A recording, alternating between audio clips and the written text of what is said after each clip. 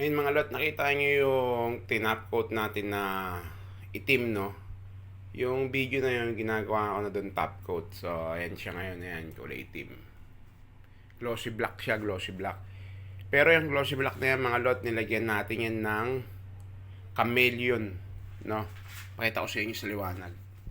Ayan. So, ito ngayon yung chameleon black natin. So, ayan. Tapos na natin yan. Top coat na natin.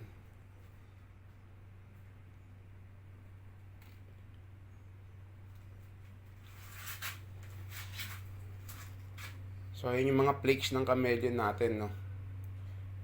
Diyan may mga part na itim lang siya. Ngayon, pag tinamaan siya ng liwanag, ayan.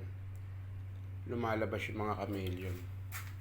So, pag mga ganyang part lang, yan yung mga flakes, yan, parang nagbo-blue. No, depende sa liwanag yung lalabas na kulay ng ano, dito naman parang naggi-green tas naggo-gold. So, ayun yung chameleon black natin na flakes.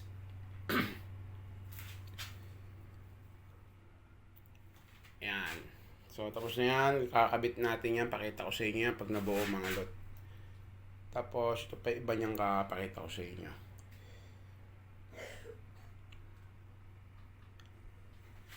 Yan. Ito yung ibang meron pa dito sa labas.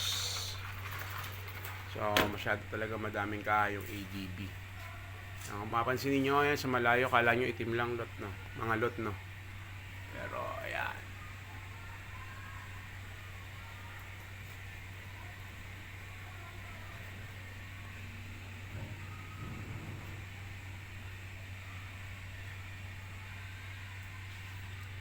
Ayun, so ayun mga lot, abangan na lang natin yung makabit.